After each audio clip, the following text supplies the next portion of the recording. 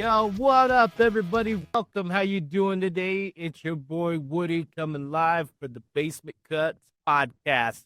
I'm doing this on video as requested by most of you. So thank you for tuning in. I really appreciate you. Thank you for hitting over 200 followers on Facebook. Invite all of your friends. Do what you can.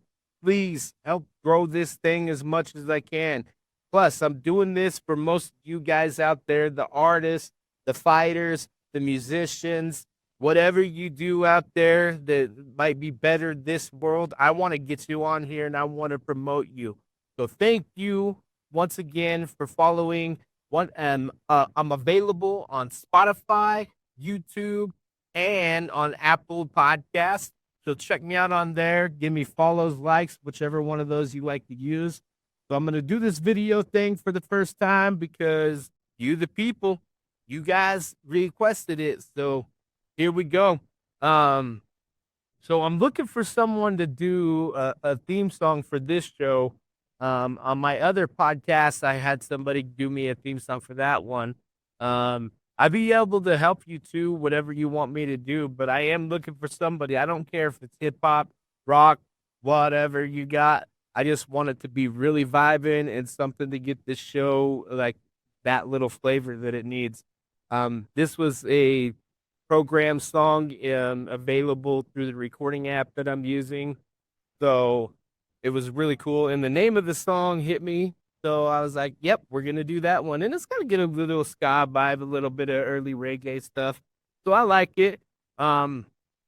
I hit some of you up to try to get on the show, and some of you quite aren't ready yet, or you got some other things going on. But hit me up. I want to get you on here. Do you have something coming up pretty soon? I know some of you got shows coming out. I know some of you got some fights coming up. Hit me up, please. I want to promote you the best that I can. Plus, I want to get people a little inside look, a little bit better who you are and what you do and stuff like that, because I think it's quite fun. My special guest this week is an Idaho boy. He's trying to get on an upcoming show April 5th at the gym. He's trying to sell some tickets to get him a spot on the show. So I decided to give him a shot and give him an interview, and he was more than willing, which was awesome. I think this is his first podcast. So this is going to be really awesome. I'm trying to get, you can find him also on Spotify and YouTube. So here's my interview with the one and only Idaho boy, MC Holorhyme. Welcome everybody to the Basement Cuts podcast. Today I have a special guest. MC Holorhyme is in the house. How you doing today, brother? I'm good, man. Just doing the daily American dream, working for another man to get a paycheck. Speaking of which, I appreciate you joining me on your break.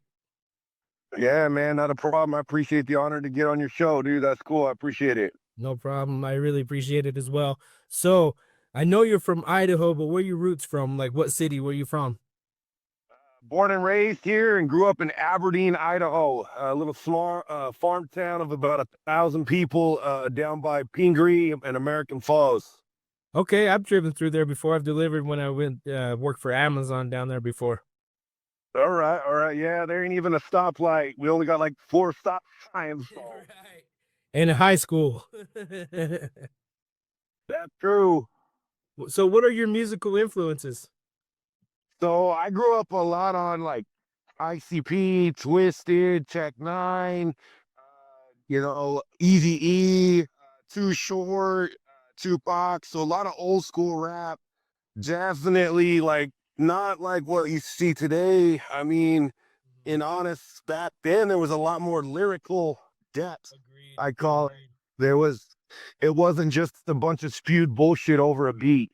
100%. I agree with that. Like they took time to think out their rhymes and write them down and have them make sense and tell a story almost. They were more storytellers. Yep, making a listener actually listen and then wonder what those bars meant, and that's what I tried to do with my rhyme scheme in general is to say something that was so complex, but then people can relate by looking into the lyrics and then even speaking with me. Yeah, and I was checking out some of your tunes a little while ago just to refresh my mind and stuff, and I can totally hear that in your rhymes. Um, when did you feel like you had an act to do this? Like this was your thing. You were gonna be a musician. So, man, I will never forget the day. I was just a young kid. I was walking down the main street of Aberdeen. I was smoking a cigarette, obviously trying to hide it because my parents didn't need to know. And there was a Hispanic cat, and he was standing on the corner of our main street, and I walked by, and he said, "Hey, white boy," and I froze. I was like, "Oh shit," I was like, "Oh." And he asked me, man, if I knew how to rhyme or rap, and I was like, "You mean like hat, back, cat, and shit like that?" And he's like, "Fucking A, yeah." And so really beforehand, it was like poetry and stuff. But from that moment forward, I started writing rhymes. And then way back when I started getting into music, actually doing stuff, I first started as a backup for a group that was way back called the Creeps. I was just a backup guy. And that was really because the guy that was running it, he wanted to be the star of the show. And really, in terms after we kind of went our ways and stuff, I went to prison for a while. I got back out, and most everybody way back used to knew me as Revelation. Okay. So I used to do a lot of stuff in Pocatello, some shows up here in Idaho Falls, places that no longer exist. You know what I mean? With those shows, we had a lot of it. It was really good back then because there was a lot of cats that really wanted a spot for rap and hip hop. I was one of the first individuals out of the genre down way back when to actually be able to get a fee from a bar, you know. And I mean, I can even speak of guys that aren't even around really anymore, like 33 Deep, Resonation, you know what I'm saying? Old school cats. So I've been around for a while. I changed my name about 8 years ago to MC Holorhyme because of MF Doom. If a lot of folks are familiar with him, a lot of his rap and a lot of his rhyme was called hollow rhyme. And that is actually a form of rap to where you do one bar and then the next bar, basically every single word is rhyming with that last bar. Okay, so a lot of people will see that in my music where I'll do several bars in a row that actually, if you go back and look, almost every word is rhyming. All right, that makes a lot of sense. That was gonna be my next question is how you got the name MC Holorhyme. So that makes a lot of sense. Um, Yeah, well, and truth too, man, Kev, one of the main things that I did was when I was Revelation, I realized that I had to make a brand. I had to, because that's what you are as an artist, right? Like you could do 100 shows and never get paid, but what you have to do is separate yourself. So MF Doom was a real big influence in a lot of my stuff too. So I really was like, you know what, Holorhyme. I was like, and I did Google research and looked all over. And there was fucking, when I was Revelation, there was nobody that was Revelation. And then all of a sudden, there was like 100 of the motherfuckers. of course, yeah, everybody's like, "Ooh, that's a catchy name." Yep. You can Google Holorhyme right now, MC Holorhyme, and I'm the only cat that shows up as far as it goes. You know what I mean? Hey, you're the only one I found when I was trying to do a little bit of research and stuff and whatnot. Um, so speaking of 33 Deep and stuff, they were actually on my last episode. I interviewed one of their members, so it's kind of crazy, full circle that you were from back in that day. Yeah. So I used to help them promote shows back in the bar scene and stuff that it Nice, no nice. longer exists. So I get it. Yeah. It's Idaho's just always been at a hard spot for rap and hip hop. And really the culture has grown, but I've seen a lot of guys put their shit up in the attic, as I call it, and basically just kind of move on with life because it never paid the bills. It never, never gave them what they wanted. And really, there's so many talented guys I'm still connected with, but they don't do music no more. and we was every weekend doing shows, you know? Yeah, and it's sad to see because so many talented people fall out that way. And Idaho is especially with any of the music artists because Yep. you have to work a full-time job and then you have to Yep. put in a full-time effort to do the music thing. So it just becomes sometimes at a point like it's a choice. Like I gotta work to make money. I really Right. love this, but families and all that kind of stuff. And that's how life goes, you know what I mean? But I think that really what counts is that you can say you did it, regardless if you're not even still doing it. And then even to those now, I mean, fuck, rock the stage until you're 65. You know what I mean? Like, If you one can. dude that I see, yeah, one dude that I seen that a long time ago, another influence was Brother Lynch. Okay. That dude disappeared off. Yeah, he disappeared off the radar. Brother Lynch disappeared off the radar for fucking like 25 years. Mhm. And then like all of a sudden he's come back in the last several years doing more music and shit. And if you love music and you really want to keep doing what you're doing, it doesn't matter if you get famous or not. It's just really for you as a person what it is to you. So Well, and that's the main reason why I love music because it's more of an expression of art and an expression of who you are, and right, and it's a way to touch base with another person because you're not the only one going through whatever you're writing about. Somebody else is right, gonna feel that and vibe on it. right. And that's like I have a song that I released a while ago. It's called Homie States. And basically my homie states that I need to make music that correlates and relates to people.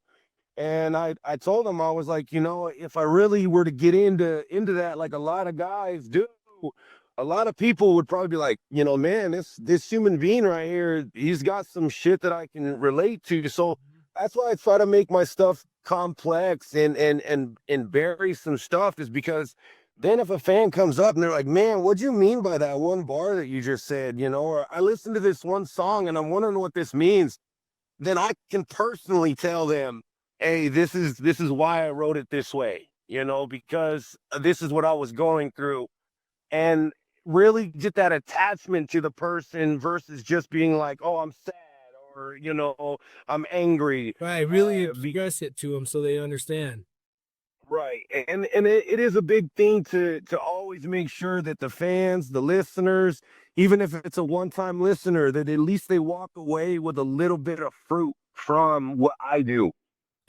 Agreed, and I think that's music. You touch one person, you did your job. Yeah, ICP said it the best. I'd rather have 10 juggalos than 100 mainstream fans. You know what I'm saying? Yep. And I would rather have 10 loyal, dedicated fans versus 100,000 fucking fake ass. Oh, I'm on the trend of this is popular music right now. Yeah, because you want people that actually want to listen to you. You don't want people listening to you because that's the new thing, right? Like some of these Right. artists nowadays, they're getting lots of views and lots of listens and stuff because that's the thing to do. And then there's people Right. like me that strive and get like real loyal listeners, and it feels more connected, I think, in a way. Right. And I mean, I'll never forget, even now, I've had several instances where younger kids, and I'm getting older now, but younger kids have come up, man, and been like, man, you're so and so, I want to do what you do. And I just keep telling them, go for it. Go for Mhm. it. Don't stop. Don't let nobody tell you you can't. I told my dad when I was a kid I wanted to be a rap artist, and he told me 500,000 motherfuckers out there, and you're trying to be one of them. Make sure you get a real job before you just think that that's going to work. And I didn't listen then, but I know now after everything I've been through is that, if music don't pay the bills, you got to have some grind, some hustle to be Mhm. able to make sure that you're taking care of yourself. If you got a family like I do, to make sure you're taking care of your family, and at the end of the day, again, you're able to say that you at least did, because there's, like Yoda says, there's no try, there's only no. And that's one of the biggest things. Yeah, I get that. And I say some stuff around here is like, we're like Nike around here. We just do it. You know, there is no trying. We just do. Right, right. So I did want to ask you about a couple of your songs though. I listened to earlier. What is like Linguistic Killer? That's a dope song, bro. And what was the inspiration behind that one? Well, really, that's actually supposed to be coming out on Lex the Hex Master mixtape. Okay. As far as it goes, here eventually when Lex the Hex Master gets his shit going, to get it, you got a bunch of underground artists, but really, that's again kind of like immortalizing and showing that like my lyrics and what I do are a lot more in depth once again about how and who I am as an artist, and basically just kind of saying, look, my time is coming and I still have never given up. You know, I never have told myself, oh, this one hit's going to blow me up. I Right. just know that how I do it. And saying linguistic killer, you know what I mean? It's basically mean like I kill lyrics that are made. You know what I mean? I got a lot of different tracks. That one I really had a lot of fun with because I was able to really get in depth with the holorhyme aspect of stuff. And I could tell, and it was very like linguistic as it says in the title. Like when I listened to Thank it, you. like this dude, he's putting the title to the words and behind it. Like I caught it. Like it was good. I enjoyed it. Ali. Appreciate that. No problem. Appreciate that. Another one that I was vibing to because it has that vibe feeling was roll and relax, bro. Yeah, fuck yeah, that one right there. Hey, so shout out to Colorasi. He's a dead artist from San Diego that moved up here years ago. And then Jay Insight, he's a local Pocatello artist. So those are a couple of my homeboys. We do a little bit of music here and there, but we're mostly again like a lot of cats wrapped up. Colorasi's been in the game for over 15 plus years. He's got fucking 60 to 100 tracks out there. He's toured the world, been to Amsterdam. And really what happened, man, is I found this beat and then I started fucking with it and I was like, you know, the seats laid back, blood out the sack. I was like, man, this got like a Drake feel right here. And I Colorado, yeah, I hit Colorado up and I was like, man, like we all gotta do this. So we rolled over to my studio. We you know partake for a little bit. That dope ass track came out, man, and I'm really happy about that one. One of these days, when we all have some time, we want to shoot out to California and shit where it's legal, so that we can actually like immortalize that video and put the smoking in it and everything without being scared. This and they'll fucking fry your ass if you have any shit like that. You know what I mean? Because people run to the cops. So yeah, no, I love that track. It was a good collab with those boys. Yeah, that was a dope ass track. Like I just started listening to it and I'm like, oh, we're about to go on a trip here. And then you started rhyming that first rhyme that you just said, and I just started vibing with it immediately. Right, And, so the last song I want to talk about was one that you actually posted about, I think earlier today, My Therapy. right. Um, that song I connect to because yeah, music is my therapy too. How do you? Is that kind of where you were going with it? Yeah, man. Oh shit, I cut out. It looks like You just a video. just a video. Shit. Uh, uh, I don't know what happened, but how do I? Oh, there goes your mic. There you're back. Oh, check. You see me on video? Not video. Man, hold on. Here we go. There we go. I don't know what it was, but so nah, man. Like I said, in truth, really like that song right there was because again, at my darkest of times, music, why instrumentals, you know, they've really kept me from a lot of bad shit mentally. And just like I say in there, you know what I mean? Like, I really hope that music for anybody can make it so that that can happen. You know what I'm saying? Right. I was digging in, and I caught that message too. Like these three songs I picked out for a reason because I was really feeling the vibes and the lyrics behind them. Um, so I really appreciate your music for that reason. Now, Thank you. the real reason I got you on the show before you got to go back into work, Evil Across America tour, Saturday, April 5th at the gym. You're trying to get up on that, right? Right, right. Yeah, the obviously just like a lot of shows, promoters got, requirements, those kind of things. So, just trying to fill those numbers up. I got about 12 people right now that are dedicated, saying they're gonna grab some tickets. So I just need about 8 more. He wants at least 20 heads from myself, and I usually pull about that. But just like a lot of us know, we never know if a show's gonna be solid till the day of the show. 100%. You know. You never know till the And there's nothing against nobody, promoters or traveling artists or none of that. Shit happens. But I implore everybody, you know what I mean? If they want, come out, fucking hit me up for tickets. I give a discount when you get tickets for me for all of my merch, that kind of shit. Make sure, you know what I mean, that you get out that day because again, the music scene, it needs the fans, right? I can do all the music in the world. without the fans, there is no music. None. So he needs help, guys. How much are tickets? They're $20. 20 bucks. And we hit you up MC Holorhyme, like on Facebook Yeah, or whatever. yeah, just hit me up on Facebook, Instagram, MC Hotline, throw me a GM. I'll get with you. I'll just put you in line, make sure you're reserved. And that way I know that, you know what I mean, you got tickets for me.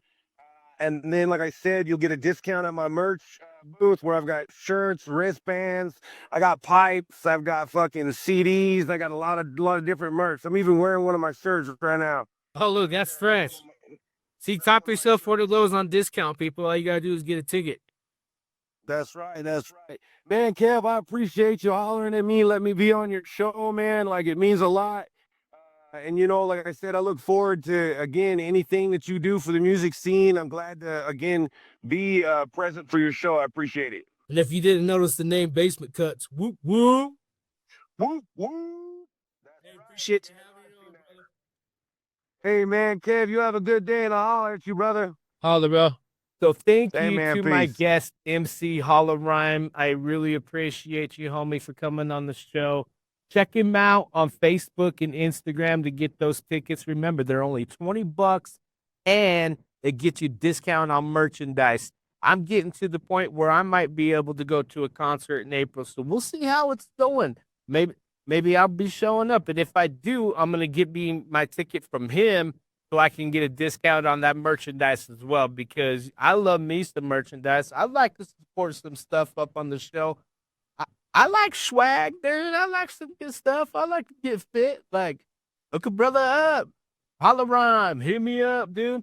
Anyway, if you want to check out his music, he's available on Spotify and YouTube. That show, once again, is coming up April 5th at the gym. 20 bucks only for the tickets. I know the music might not be some of your flavor, but these dudes put on a show. The main headliners, they're coming out. They came out a couple years ago for somebody else and opened up for them and put on a hell of a show. So come out. It's a good time. And all the people there are always good vibing, nothing but love, nothing but respect. So it's a good time. Plus, Brian at the gym always puts on. He's a very great host. He's very awesome. They always have food and they have drinks. If you guys are into that, come down, get you a drink, get you some food, check out some live music. Hit up my boy MC Holorhyme for your ticket. Only $20 in advance. Plus, discount on that clothing. You buy enough merch.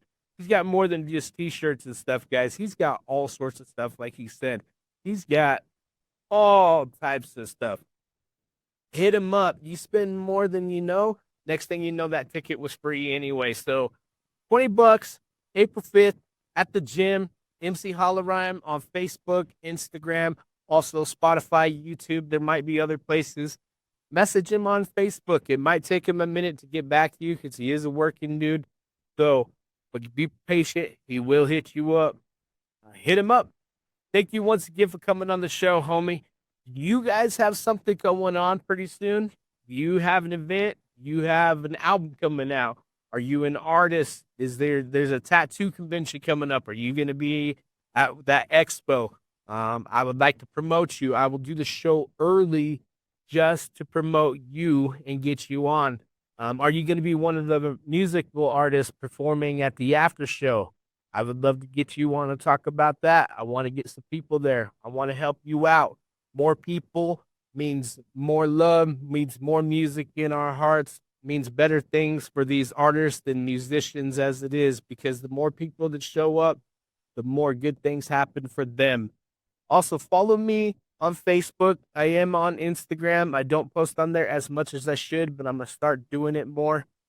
Hit me up. I'm also on Spotify, YouTube, and Apple Podcasts. Please like, subscribe, follow me at all of those places. It really helps me out. Not to mention, invite your friends. I don't care if you have 2,200 friends in your Facebook friends. Invite all of them. It'll let you do 1,000 a day. I don't care. Invite them all. Get them all on here. Maybe there's somebody on here that wants to talk to me. I don't care if they're local, technically. I'll talk to somebody anywhere. Last time on the episode, I talked to my boy John from Vegas, even though he is a local boy. He lives in Vegas now. Hit me up. I just want to promote music, artists, fighters. If you got a fight coming up, I want to talk to you. Also, I like just giving people an insight behind the people that they follow and they like and they listen to, and the people that touch their hearts with their music and whatever else that they do out there. Hit me up. I want to help you. Thank you for tuning in once again. Follow, like, subscribe, all that good stuff. Facebook, Instagram, Spotify, YouTube, and Apple Podcasts. Check me out. I'm almost everywhere. And if I'm somewhere that you like that I'm not, let me know. I'll do what I can to try to get on there. So here's to my first video podcast. I hope you all enjoyed it. This one was for you. Here's a little bit of that loving reggae music. I mean, it's got a good vibe. So, spread love. Be good to one another. Nothing but good vibes. So, till next time, hopefully it won't be long. Peace out. Much love. Big Wood coming at you in the Basement Clip Podcast. Love you, y'all.